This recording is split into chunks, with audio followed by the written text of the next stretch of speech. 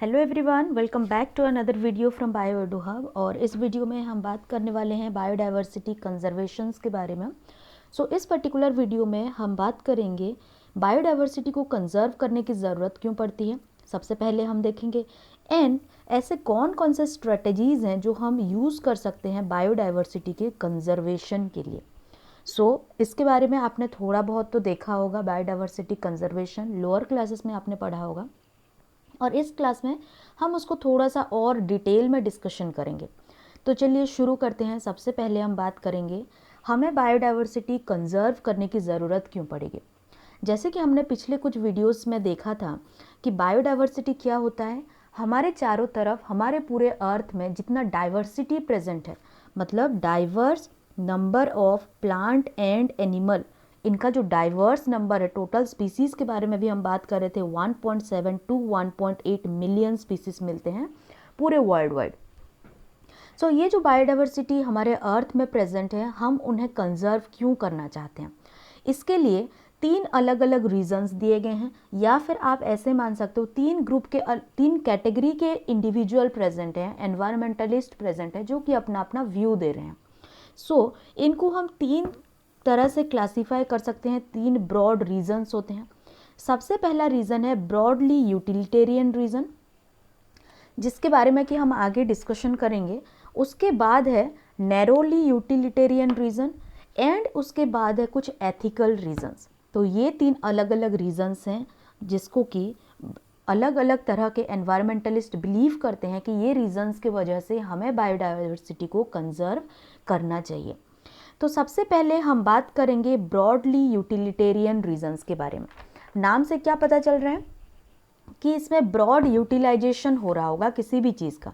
जैसे कि हम जानते हैं जो बायोडाइवर्सिटी होता है, ये इकोसिस्टम सर्विस में बहुत ज़्यादा यूज़फुल है। मतलब बायोडाइवर्सिटी क्या होता है, एक बहुत डाइवर्स नंबर ऑफ एनिमल्स हो सकते हैं, या फिर डाइवर्स नंबर ऑफ प्लांट्स हो सकते हैं। तो ये क्या हो गया हमारा बायोडाइवर्सिटी। तो यहाँ पे हमें पता है कि प्लांट्स ऐसे बहुत सारे इकोसिस्टम सर्विसेज प्रोवाइड करते हैं। ब्रॉडली यूटिलिटेरियन रीजन क्या बोलना चाह रहा है कि ये बोलना चाह रहा है कि हमारा जो बायोडाइवर्सिटी है, ये बहुत मेजर रोल प्ले करता है हमारा जो इकोसिस्टम सर्विसेज हैं। Biodiversity plays a major role in ecosystem services. ये ecosystem service. Okay, ecosystem service क्या क्या होते हैं। फॉर एग्जांपल अगर हम बात करें ऑक्सीजन जनरेशन, प्लांट्स क्या करते हैं, फोटोसिंथेसिस करते हैं। फोटोसिंथेसिस करने के बाद प्लांट क्या प्रोड्यूस करते हैं, ऑक्सीजन प्रोड्यूस करते हैं। हम जानते हैं हमारे एटमॉस्फेयर में ऑक्सीजन मोस्टली प्लांट्स की वजह से ही तो आता है। तो अगर आपको प्लांट्स ही, मतलब इसका जो डाइवर्सिटी है प्लांट का इतना ज़्यादा नंबर है, अगर प्लांट्स का नंबर डिक्रीज हो जाए तो एनवायरनमेंट में ऑक्सीजन का अमाउंट भी कम होने लग जाएगा। तो यहाँ पे बाकी जितने भी इंडिविजुअल प्रेजेंट हैं, हेटेरोट्रॉप्स प्रेजेंट हो गए, या फिर जो भी ऑक्सीजन का यूटिलाइजेशन करते हैं, उनके लिए बहुत ज़्यादा प्रॉब्लमेटिक हो जाएगा। जो प्लांट्स ऑक्सीजन का प्रोडक्शन करते हैं, इसका आप कोई प्राइस टैग नहीं लगा सकते। अगर आप देखो वो जो भी इंडिविजुअल होंगे जो आपके आईसीयू में प्रेजेंट होते हैं, जिनको ऑक्सीजन मास्क लगाना पड़ता है, ऑक्सीजन सिलेंडर देना पड़ता है, उसका कितना ज़्यादा खर्चा आता है। तो इसी तरह से अगर प्लांट्स को देखा जाए तो ये विदाउट एनी कॉस्ट आपको फ्रीली ऑक्सीजन का प्रोवाइड कर रहे हैं। प्लांट्स क्या कर रहे हैं, ये फ्री में आपको ऑक्सीजन प्रोवाइड कर रहे हैं, हमारा जो लिविंग है उसको सस्टेन करा रहे हैं। ये क्या है, एक तरह का ब्रॉडली यूटिलिटेरियन है, एक तरह का ये इकोसिस्टम सर्विस है जो कि प्लांट्स प्रोड्यूस करते हैं। अगर हम बात करें अमेज़न रेन फॉरेस्ट के बारे में, तो हमारे पूरे वर्ल्ड में जितने भी ऑक्सीजन प्रेजेंट है, 20% of oxygen Amazon rain forest he produce करते हैं। और हम जानते हैं कि अमेज़न रेन फॉरेस्ट बहुत रैपिडली डिग्रेड हो रहा है, डिफॉरेस्टेशन हो रहा है। हमने पिछले वीडियो में देखा था कि यहाँ पे अमेज़न रेन फॉरेस्ट को जो कल्टीवेशन होता है, सोयाबीन का कल्टीवेशन, या फिर वहाँ उस पर्टिकुलर एरिया को ग्रेजिंग एरिया में कन्वर्ट कराने के लिए डिफॉरेस्टेशन किया जाता है। अभी हमने देखा कि Amazon rain forest 20% of global oxygen produce करता है। अगर इस पर्टिकुलर फॉरेस्ट एरिया को आप डिग्रेड करते चले जाएं, डिफॉरेस्टेशन करते चले जाएं, तो यहाँ का जो ऑक्सीजन का परसेंटेज है वो धीरे धीरे कम होता चला जाएगा। और ये हमारे वर्ल्ड वाइड जितने भी ऑक्सीजन है उसका लेवल भी कम होता चला जाएगा। दूसरा इकोसिस्टम सर्विस क्या होता है? पॉलिनेशन। हम जानते हैं जो प्लांट्स होते हैं पॉलिनेशन के लिए बहुत सारे एनिमल्स का यूज़ लेते हैं। सो जो भी हमारा बायोडाइवर्सिटी है, अगर बायोडाइवर्सिटी में प्लांट्स भी इंक्लूडेड है, एनिमल्स भी इंक्लूडेड है, सो एनिमल्स क्या काम करते हैं? एज ए पॉलिनेटर यूज़ होते हैं। सो अगर आप किसी भी वजह से बहुत सारे एनिमल एक्सटिंक्ट हो गए या फिर डिग्रेडेशन हो रहा है इस उनका स्पीसीज़ का, तो फिर क्या होगा? पॉलिनेशन में भी वो इम्पैक्ट होगा। डेफिनेटली अगर पॉलिनेशन नहीं होगा तो सीड का फॉर्मेशन नहीं होगा, और अगर सीड का फॉर्मेशन नहीं हुआ तो प्लांट का जनरेशन नहीं होगा। No plant so no oxygen. Okay, so इसी तरह से पॉलिनेशन भी एक तरह का इकोसिस्टम सर्विस है जो कि ब्रॉडली यूटिलिटेरियन रीजन्स में इंक्लूडेड है। उसी तरह से अगर हम और बात करें ब्रॉडली यूटिलिटेरियन रीजन का, सो आप अगर किसी फॉरेस्ट में ट्रैवल कर रहे हैं, हम बहुत बार क्या होता है कि हम स्ट्रेस लाइफ लीड करते हैं, राइट? बहुत ज़्यादा स्ट्रेसफुल लाइफ हम लोग लीड कर रहे होते हैं। सो कभी कभी हम क्या करते हैं, कुछ टाइम छुट्टी लेके हम वैकेशन में जाते हैं। वैकेशन में आप कहाँ जाते हो? या तो कोई बीच जाते हो, या फिर सबका अलग अलग क्राइटेरिया होता है। बहुत सारे लोग होते हैं जो हिल्स में जाना पसंद करते हैं, ओके, फॉरेस्ट एरिया में जाना पसंद करते हैं। तो वो क्या होता है? एक तरह का रिलैक्सेशन, एक तरह का सूदिंग एनवायरनमेंट होता है। तो वो कौन प्रोवाइड कर रहा है? इकोसिस्टम ही तो प्रोवाइड कर रहा है। एक तरह से हमारा जो बायोडाइवर्सिटी है प्लांट्स एंड एनिमल्स का, वही तो प्रोवाइड कर रहे हैं। सो वो भी एक तरह का क्या है? ब्रॉडली यूटिलिटेरियन रीज़न है। वो हमारा एस्थेटिक प्लेजर के लिए है। उसी तरह से जो स्प्रिंग है, जो भी हमारे सीजन्स होते हैं, वो सीजन्स क्यों हैं? एक के बाद दूसरा सीज़न, उसमें अलग अलग तरह के आपको फौना एंड फ्लोरा एक एक जगह पे देखने को मिलेंगे।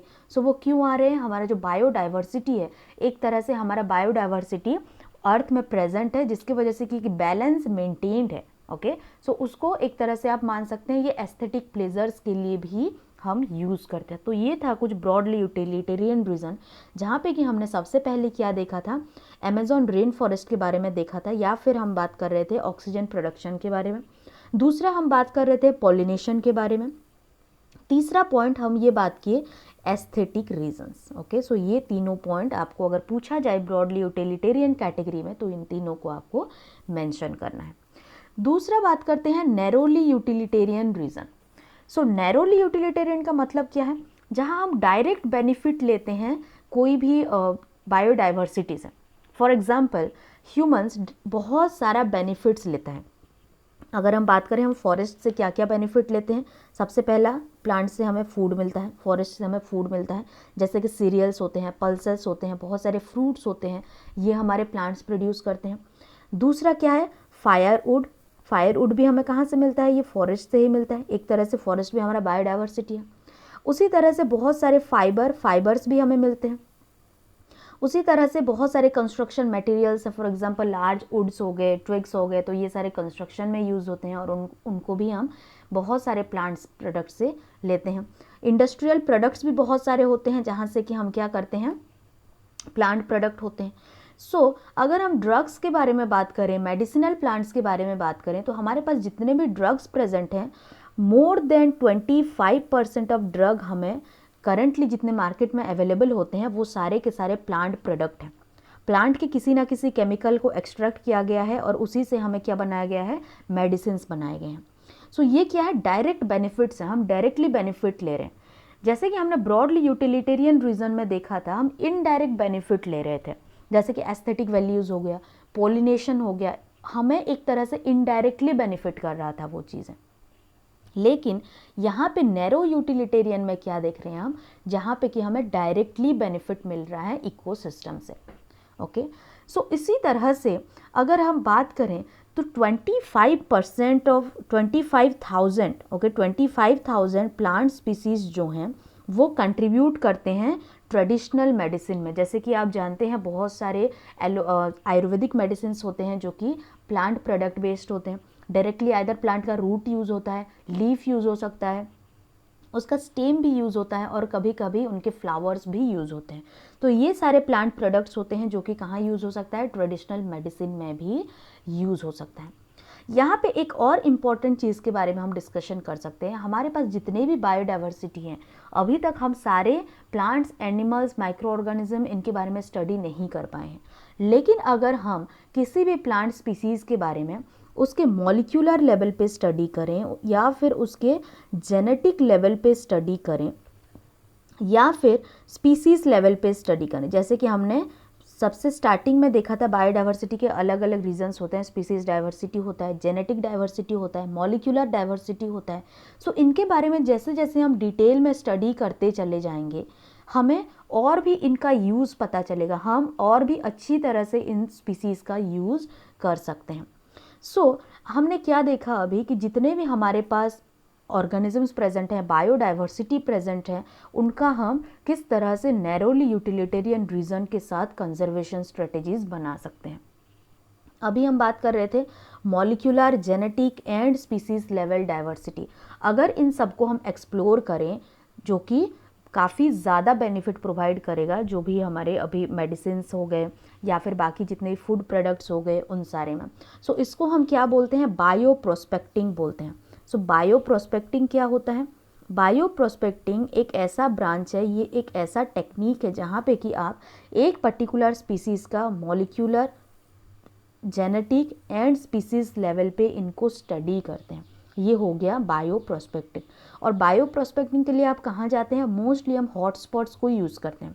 बायोडाइवर्सिटी हॉटस्पॉट ऐसे रीजन्स होते हैं हमारे अर्थ में, हमारे प्लैनेट के अंदर, जहाँ की आपको बहुत ज़्यादा अमाउंट में बायोडाइवर्सिटी देखने को मिलेगा। काफ़ी ज़्यादा बायोडाइवर्सिटी एक जगह पे है तो आप वहाँ पे जाके उनका जो फौना है, फ्लोरा है, उनका molecular, genetic and species level diversity study कर सकते हैं और उसको आप आगे यूटिलाइज भी कर सकते हैं। नेक्स्ट बात करते हैं हम एथिकल रीजन्स के बारे में। जो भी एथिकल रीजन्स होते हैं, एथिक्स का मतलब क्या होता है? एक ऐसा रीज़न, वैल्यू बेस्ड रीजन्स होते हैं। फॉर एग्जांपल, अभी हमने देखा कि हमारे जो प्लांट्स होते हैं या जो एनिमल्स होते हैं, ये काफ़ी ज़्यादा बेनिफिट प्रोवाइड करते हैं। तो हमारा भी कुछ, आप बोल सकते हो कि ड्यूटी बनता है इनकी तरफ कि इनका भी हम कंजर्वेशन करें। उसी तरह से मतलब एथिकल रीजन्स क्या होते हैं? एथिकल रीजन्स आपके मोरल ड्यूटीज़ होते हैं। Moral duties towards your biodiversity और towards your environment. For example, अगर आपको प्लांट ऑक्सीजन प्रोवाइड कर रहा है, फ्रूट्स प्रोवाइड कर रहा है, बाकी इतने सारे प्रोडक्ट्स प्रोवाइड कर रहा है, तो आपका भी कुछ ड्यूटी बनता है कि आप उनको क्या करो, उनका लॉस ना करो, बायोडाइवर्सिटी को लॉस ना करो। अभी जितने भी बायोडाइवर्सिटी हमारे पूरे अर्थ में प्रेजेंट है, एथिकल ड्यूटीज़ क्या होते हैं कि एज इट इज़ बायोडाइवर्सिटी को हम जनरेशन टू जनरेशन पास करते चलें। हमें जितना भी बेनिफिट मिला है इस पर्टिकुलर बायोडाइवर्सिटी से, जितने भी प्लांट्स हैं, एनिमल्स हैं, हम उसी बेनिफिट को हम अपने दूसरे जनरेशन्स में भी पास करते चले, बायोडाइवर्सिटी का लॉस ना करें। यहाँ पे क्या माना जाता है कि every species has an intrinsic value. जितने भी हमने पढ़ा कि वो फाइबर प्रोड्यूस करते हैं प्लांट्स, वो बहुत सारे फ्रूट्स देते हैं, जितने भी आउटसाइड हमने बेनिफिट्स देखा, उसको छोड़ के हर एक स्पीसीज़ का एक इंट्रिंसिक वैल्यू भी होता है, जिसके साथ कि जो इंडिविजुअल्स होते हैं वो कनेक्टेड रहते हैं। तो हमारा मोरल ड्यूटी बनता है इन सारे इंडिविजुअल का, इन सारे बायोडाइवर्सिटी का कंजर्वेशन करना। ये क्या था? एथिकल इश्यूज था। तो अभी हमने 3 ब्रॉड कैटेगरीज के बारे में डिस्कशन किया, जहाँ पे कि हमने सबसे पहले देखा था नैरोली यूटिलिटेरियन रीजन के बारे में हमने बात किया था, उसके बाद हमने बात किया था ब्रॉडली यूटिलिटेरियन रीजन, और उसके बाद हम बात कर रहे थे अभी एथिकल रीजन्स के बारे में। ये 3 रीजन्स हैं जो कि फाइनली हमें ये बताता है कि हमें बायोडाइवर्सिटी को कंजर्व करना चाहिए। नैरोली यूटिलिटेरियन रीजन में हमने क्या देखा, किस तरह से हम डायरेक्ट बेनिफिट ले रहे हैं हमारे बायोडाइवर्सिटी से। ब्रॉडली यूटिलिटेरियन रीजन में हमने देखा हम इनडायरेक्ट बेनिफिट लेते हैं। एथिकल में देखा कि हमारा कुछ मोरल ड्यूटीज़ बनता है हमारे बायोडाइवर्सिटी जो प्रेजेंट है अर्थ में उसकी तरफ, और हमें उनको कंजर्व करना चाहिए। अब बात करते हैं मेथड्स टू कंजर्व बायोडाइवर्सिटी। इसके बारे में आपने लोअर क्लासेस में भी देखा होगा कि बायोडाइवर्सिटी को कंजर्व करने के लिए कौन कौन से मेथड्स हैं जो कि आप यूज़ कर सकते हैं। Methods to conserve biodiversity. Okay, biodiversity को कंजर्व करने के लिए कौन कौन से मेथड होते हैं? ब्रॉडली 2 मेथड पाए जाते हैं जिसके थ्रू कि आप बायोडाइवर्सिटी का कंजर्वेशन कर सको। सबसे पहला होता है in situ. In situ conservation strategy and दूसरा होता है एक्स सीटू कंजर्वेशन स्ट्रेटेजी। नाम से क्या पता चल रहा है, एक्स सीटू मतलब ऑफ साइट, इसका मतलब है ऑफ, ये है साइट, मतलब एक पर्टिकुलर स्पीसीज जिसके हैबिटेट में रह रहा है उसके हैबिटेट से उसको उठा के किसी दूसरे एरिया पे हम लेके जा रहे हैं और वहाँ पे इसका कल्टीवेशन कर रहे हैं, इसको रख रहे हैं। जैसे कि आप जानते हैं जूलॉजिकल पार्क या फिर बॉटनिकल गार्डन, वहाँ पे क्या होता है, जूलॉजिकल पार्क में क्या होता है, बहुत अलग अलग हैबिटेट के एनिमल्स को आप लेके आते हैं और जू में अलग अलग जगह पे आप कैप्टिविटी में उनको रखते हैं, ह्यूमन केयर प्रोवाइड करते हैं, उनको एक नेचुरल एनवायरनमेंट देने का कोशिश करते हैं। सो ये किसका एग्जांपल हो गया, ये एक्स सीटू कंजर्वेशन स्ट्रेटेजी है, जहाँ पे कि आप किसी भी ऑर्गेनिज्म को उसके जो पर्टिकुलर हैबिटेट है वहाँ से उठा के दूसरे एरिया पे ला के रख रहे हैं। दूसरा क्या है, in situ conservation. In situ conservation मतलब विद इन द साइट।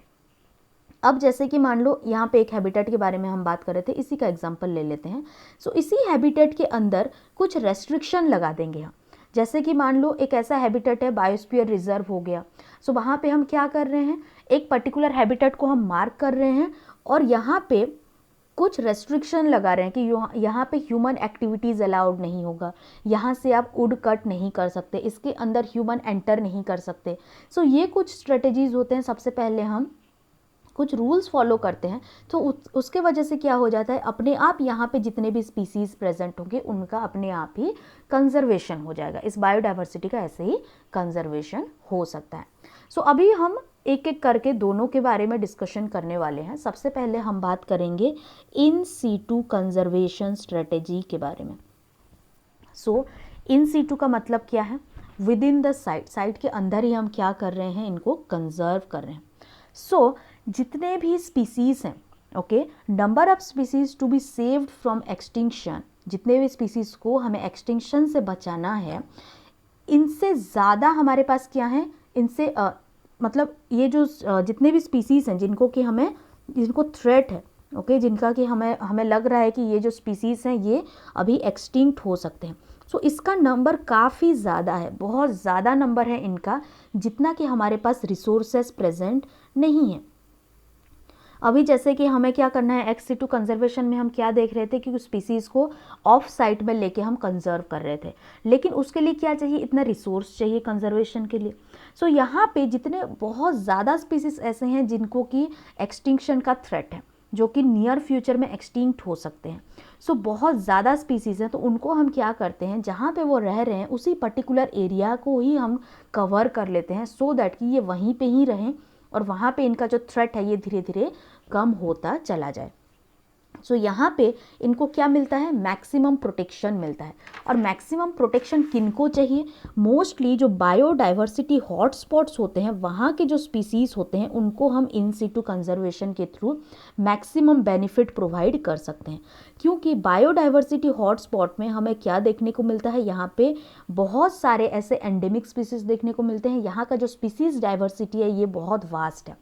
तो उस पर्टिकुलर एरिया में जहाँ पे कि स्पीसीज डाइवर्सिटी बहुत ज़्यादा है, अगर हम उस एरिया को कवर कर लें, कंजर्व कर लें, तो उनके अंदर जितने भी स्पीसीज हमें नज़र आएंगे वो सारे अपने आप ही कवर हो जाएंगे।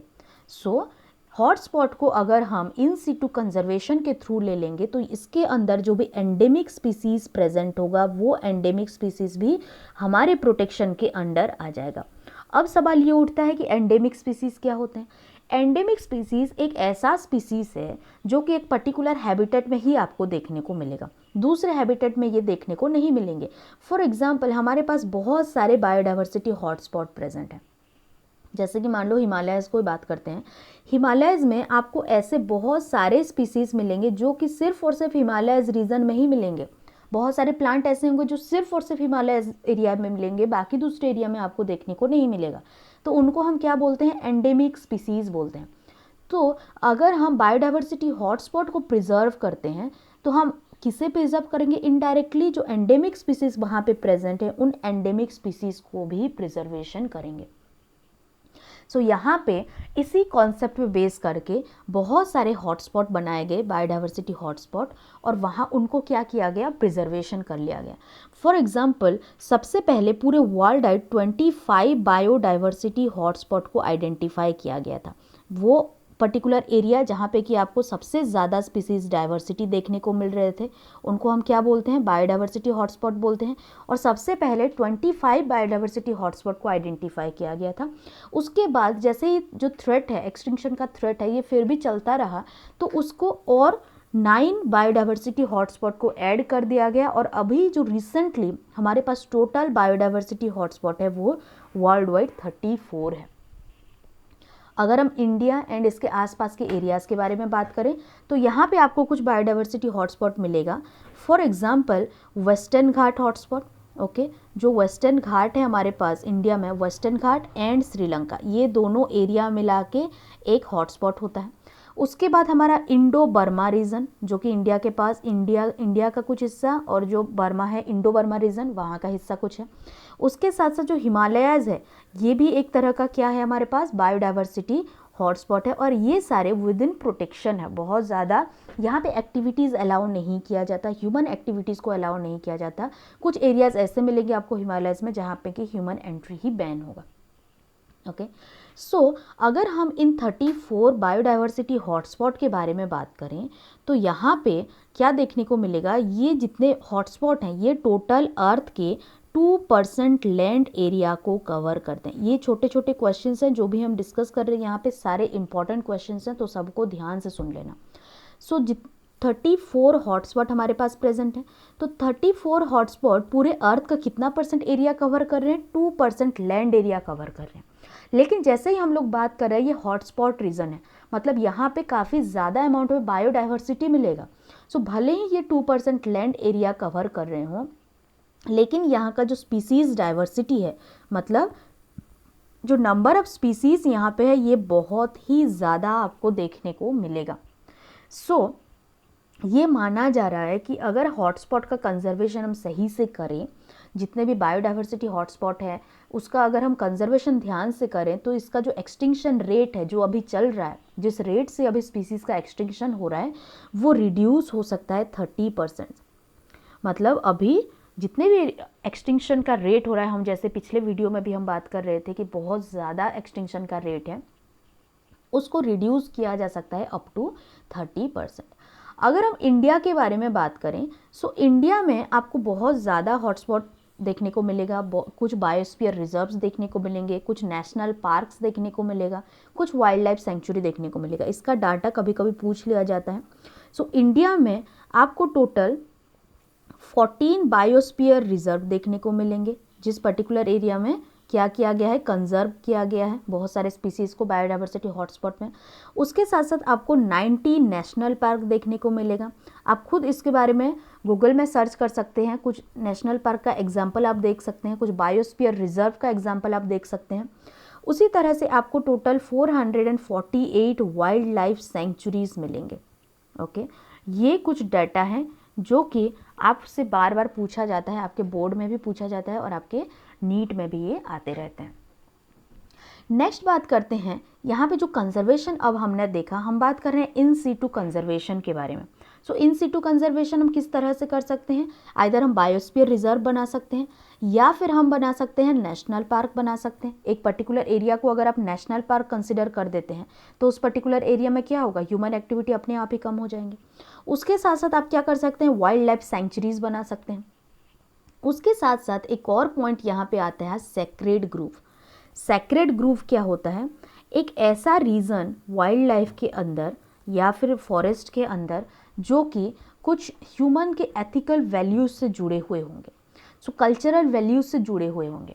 अगर उस पर्टिकुलर एरिया कल्चरल वैल्यूज से जुड़े हुए हैं तो क्या हो जाएगा, वहाँ पे डेफिनेटली कोई भी ह्यूमन वहाँ के ट्रीज या फिर वहाँ के एनिमल्स को हार्म नहीं करेगा, तो वो अपने आप ही क्या हो जाता है, कंजर्व हो जाता है। सो ऐसे बहुत सारे एग्जाम्पल्स प्रेजेंट हैं। फॉर एग्जाम्पल राजस्थान में जो अरावली हिल है, राजस्थान का जो अरावली हिल है वो एक सैक्रेड ग्रूव है। सैक्रेड ग्रूव मतलब वहाँ पे कुछ कल्चरल वैल्यूज़ होंगे। फॉर एग्जांपल वहाँ पे कुछ टेम्पल्स हो सकते हैं, वहाँ के एरियाज़ में कुछ हिस्टोरिकल इवेंट्स हुआ होगा या फिर जो कल्चरल वैल्यूज़ हैं वो हुआ होगा। उसके वजह से क्या होगा, वहाँ पे अपने आप ही जो ट्राइबल कम्युनिटी रहता है वो अपने आप ही उसको कंजर्व करने में तुला होगा। सो ये अपने आप ही कंजर्वेशन हो रहा है, तो इसको हम क्या बोल रहे हैं, सैक्रेड ग्रूव। एक एग्जाम्पल हमने देखा, राजस्थान के जो अरावली हिल्स हैं वहाँ पे कुछ सैक्रेड ग्रूव आपको देखने को मिलेंगे। उसी तरह से खासी एंड जैंतिया जो कि हिमालयज रीजन में पाए जाते हैं, ये भी एक एग्जाम्पल क्या है, सैक्रेड ग्रूव का एग्जाम्पल है। उसी तरह से वेस्टर्न घाट के कुछ रीजन्स हैं जो कि सैक्रेड ग्रूव के अंदर आते हैं, जो कि कर्नाटका महाराष्ट्र में ये फैले हुए हैं। सो ये था इन सीटू कंजर्वेशन स्ट्रेटेजीज। अब हम बात करेंगे एक्स सीटू कंजर्वेशन स्ट्रेटेजी के बारे में। सो एक्स सीटू नाम से क्या पता चल रहा है, of site conservation. Of site conservation में आप क्या करते हैं, ये ऐसे एनिमल्स जो कि इन सिटू कंजर्वेशन स्ट्रेटजीज के बाद भी इनका एक्सटिंक्शन कम नहीं हो रहा है, अगर इनका एक्सटिंक्शन कम नहीं हो रहा है तो फिर हम क्या करेंगे, इनको एक्स्ट्रा केयर देने के लिए उस पर्टिकुलर उनके पर्टिकुलर हैबिटेट से उनको लेके आ जाएंगे और दूसरे एरिया में इनको रखेंगे। मतलब ये एक तरह का ऑफ साइट कंजर्वेशन स्ट्रेटजी है। यहाँ पे हम किन्हें रखते हैं, मोस्टली इन्हें थ्रेटेंड स्पीसीज को रखा जाता है, थ्रेटेंड एनिमल्स को रखा जाता है, या फिर थ्रेटेंड प्लांट्स को रखा जाता है। अब सवाल ये उठता है कि थ्रेटेंड किसे बोलते हैं। थ्रेटेंड हम उन स्पीसीज को बोलते हैं जो कि नियर फ्यूचर में एक्सटिंक्ट होने के चांसेस हैं इनका। ओके, जैसे कि जो रेड लिस्ट डाटा के बारे में हमने पिछले वीडियो में बात किया था, जो IUCN ने रिलीज़ किया था, उसने स्पीसीज़ को अलग अलग कैटेगरी में डिवाइड किया था। फॉर एग्जांपल कुछ स्पीसीज़ हैं जो कि थ्रेटेंड हैं, कुछ स्पीसीज़ हैं जो कि एंडेंजर्ड स्पीसीज़ के अंदर आते हैं, कुछ स्पीसीज़ हैं जो एक्सटिंक्ट हैं, एक्सटिंक्ट का मतलब ऑलरेडी एक्सटिंक्ट हो चुके हैं, कुछ स्पीसीज़ आपको ऐसे मिलेंगे जो कि एक्सटिंक्ट इन द वाइल्ड, मतलब वाइल्ड में रहते हुए ही उनका एक्सटिंक्शन हो गया। सो ये कुछ टर्मिनोलॉजीज़ हैं जो कि IUCN ने ये रिलीज़ किया था, जो उनके उसका जो रेड डाटा बुक था वहाँ पे इन्होंने रिलीज़ किया था ये टर्म्स के बारे में। उसमें अलग अलग स्पीसीज़ को कैटेगराइज किया गया है। कुछ स्पीसीज़ आपको थ्रेटेंड कैटेगरी में मिलेंगे, कुछ आपको एंडेंजर्ड मिलेंगे, कुछ एक्सटिंक्ट भी मिलेंगे। सो यहाँ पे एक्स सीटू कंजर्वेशन में mostly threatened animal and plant या एंडेंजर्ड एनिमल एंड प्लांट का हम लोग क्या करते हैं, इनका कंजर्वेशन करते हैं। इसका एग्जाम्पल आप बहुत सारे ले सकते हो एक्स सीटू कंजर्वेशन के through. For example zoological park, zoological parks में जितने भी एनिमल्स होंगे जो कि थ्रेटेंड एनिमल्स होंगे उन सब का क्या किया जाता है, इनका कंजर्वेशन किया जाता है। इनको एक नेचुरल हैबिटेट प्रोवाइड किया जाता है जिसके अंदर कि ये क्या कर सकते हैं, बहुत ज़्यादा केयर किया जाता है इनका ब्रीडिंग का केयर किया जाता है, सो दैट कि ये धीरे धीरे इनका प्रोजेनी का जो नंबर है ये इंक्रीज होता चले। उसी तरह से इनका क्या किया जाएगा, कंजर्वेशन किया जाएगा। उसी तरह से जो बॉटनिकल गार्डन्स होते हैं, बॉटनिकल गार्डन में जितने प्लांट्स होते हैं, थ्रेटेंड प्लांट हो गया, इनका कंजर्वेशन किया जाता है। उसके साथ साथ जो वाइल्ड लाइफ सफारी होते हैं, सफारी पार्क जिसे बोला जाता है, वो भी एक तरह का एक्स सीटू कंजर्वेशन स्ट्रेटेजी है। आप जूलॉजिकल पार्क जैसे कि फॉर एग्जांपल हम अगर बात करें नंदनकानन के बारे में, सो आप इसके बारे में अच्छे से जानते होंगे। यहाँ पे जो वाइट टाइगर है, वाइट टाइगर को बहुत ज़्यादा यहाँ पे वैल्यू दिया जाता है क्योंकि ये स्पीसीज़ नियरली थ्रेटेंड है, ये नियरली एक्सटिंक्ट होने पर है। सो इनका कैप्टिविटी में इनका ब्रीडिंग कराया जाता है, सो इनका जो नंबर है ये धीरे धीरे इंक्रीज होता रहे। उसके साथ साथ अगर हम और एडवांस स्ट्रेटजी के बारे में बात करें तो बहुत सारा एडवांस एक्स सीटू स्ट्रेटजी भी होते हैं। इससे क्वेश्चन भी बहुत बार आता है कि एडवांस एक्स सीटू स्ट्रेटजी कौन कौन से होते हैं। एडवांस एक्स सीटू स्ट्रेटजी, दो स्ट्रेटजी के बारे में आपके एनसीईआरटी में दिया गया है। सबसे पहला जैसे कि हम जानते हैं क्रायो प्रिजर्वेशन। क्रायो प्रिजर्वेशन क्या होता है, यहाँ पे जो गैमेट्स होते हैं, जो थ्रेटेंड स्पीसीज़ के गैमेट्स होते हैं, उनको हम लो टेम्परेचर में इनको हम लोग प्रिजर्व करते हैं। और जब भी हमें इनका फ्यूज़न कराना हो, जब भी न्यू प्रोजेनी हम बनाना चाहते हो, सो हम इन्हें बना सकते हैं। सो एक मेथड क्या है, cryopreservation advance ex situ का। दूसरा क्या है, टिश्यू कल्चर। टिश्यू कल्चर में भी हम क्या कर सकते हैं, जो भी प्लांट्स होते हैं, प्लांट जो थ्रेटेंड प्लांट हो गए, उनका कुछ सेल्स हम कंजर्व कर सकते हैं। उसके बाद हम क्या कर सकते हैं, जो इन विट्रो कंडीशन में इनके जो भी सेल्स का हमने कंजर्वेशन किया है उससे हम न्यू प्लांट का जनरेशन कर सकते हैं। क्योंकि हम जानते हैं जो प्लांट्स होते हैं उनके जो सेल्स होते हैं वो टोटीपोटेंट नेचर के होते हैं, वो पूरे ऑर्गेनिज्म का डेवलपमेंट कर सकते हैं। सो ये था कुछ एक्स सीटू कंजर्वेशन स्ट्रेटजीज के बारे में। उसके साथ साथ और भी बहुत सारे ऐसे जो समिट हैं वो बनाए गए थे, बहुत सारे अर्थ समिट थे, वर्ल्ड समिट थे, बहुत सारे स्ट्रेटजीज़ बनाए गए जिससे कि बायोडाइवर्सिटी का कंजर्वेशन कराया जा सके। क्योंकि जो बायोडाइवर्सिटी का कंजर्वेशन है ये किसी अकेले की तो जिम्मेदारी है नहीं, पूरे सबको बायोडाइवर्सिटी का कंजर्वेशन करना पड़ेगा अगर हम चाहते हैं कि इसी तरह से बायोडाइवर्सिटी बना रहे नियर फ्यूचर में भी, क्योंकि अभी जो एक्सटिंक्शन का रेट चल रहा है अगर इसी तरह से चलता गया तो फिर हमने पिछले वीडियो में ही बात किया था कि बहुत जल्दी पूरे अर्थ का जो 50% ऑफ बायोडाइवर्सिटी है वो लॉस होने वाला है बहुत रैपिडली। सो इसीलिए एक अर्थ समिट ये किया गया, द अर्थ समिट कब ये ऑर्गेनाइज किया गया था? ये ऑर्गेनाइज किया गया था 1992 में रियो डी जेनेरियो में। इसमें क्या किया गया कि जितने भी बायोडाइवर्सिटी का कंजर्वेशन करना है उसके लिए कुछ इन्होंने स्टेप्स फॉलो किए। उस स्टेप के बारे में आपको डिटेल में अभी डिस्कशन नहीं करना है, लेकिन आपको ये थोड़ा बहुत आइडिया होना चाहिए कि जितने भी नेशनल पार्क हैं, वाइल्ड लाइफ सेंचुरीज़ हैं, उन सब का यहाँ पे और भी कुछ रूल्स यहाँ पे ऐड ऑन होते गए द अर्थ समिट में, जो कि 1992 में किया गया था। और यहाँ पे कुछ अप्रोप्रिएट मेजर लिए गए थे टू कंजर्व द बायोडाइवर्सिटी। सो दूसरा था world summit. So world summit कब ऑर्गेनाइज किया गया था? ये 2002 में ऑर्गेनाइज किया गया था, जो कि जोहान्सबर्ग साउथ अफ्रीका में हुआ था। सो ये चीज़ें आपको ध्यान में रखना है, ये कब ऑर्गेनाइज किया गया था एंड कहाँ ऑर्गेनाइज किया गया था। So world summit Johannesburg south Africa में किया गया था, जहाँ पे कि टोटल 190 कंट्रीज़ यहाँ पे एसोसिएट हुए थे। और उन्होंने एक टारगेट सेट किया था कि बाय द एंड ऑफ 2010 जितने भी बायोडाइवर्सिटी का लॉस हो रहा है, मतलब 2002 में जो लॉस चल रहा था, एक्सटिंक्शन का रेट चल रहा था, उसको उन्होंने एक टारगेट सेट किया कि बाय द एंड ऑफ 2010 ये जो लॉस चल रहा है ये काफ़ी ज़्यादा नंबर में हम इनका रिडक्शन कर देंगे। लेकिन ये बस एक समिट था, वैसा कुछ हुआ नहीं। अभी तक भी जो बायोडाइवर्सिटी का लॉस है उसी रेट में चल रहा है। सो आपको ये दोनों समिट के बारे में ध्यान में रखना है। सबसे पहला अर्थ समिट था, दूसरा वर्ल्ड समिट था, जो कि 2002 में ऑर्गेनाइज किया गया था। यहाँ पे 190 कंट्रीज़ ने पार्टिसिपेट किया था। और उन्होंने क्या मतलब उसका जो पहला सबसे इम्पॉर्टेंट आपका कॉन्सेप्ट था वो क्या था कि reduction of the current rate of biodiversity. So ये था बायोडाइवर्सिटी कंजर्वेशन एंड उसके स्ट्रेटजीज़ के बारे में। सो यहाँ पे आपका ये जो चैप्टर है ये कंप्लीट होता है। सो होप कि आपको समझ में आ गया होगा। नेक्स्ट हम बात करेंगे कुछ थियोरेटिकल क्वेश्चंस के बारे में, कुछ मोस्ट इंपॉर्टेंट टॉपिक्स के बारे में हम बात करेंगे। सो तब तक के लिए thank you very much and stay tuned.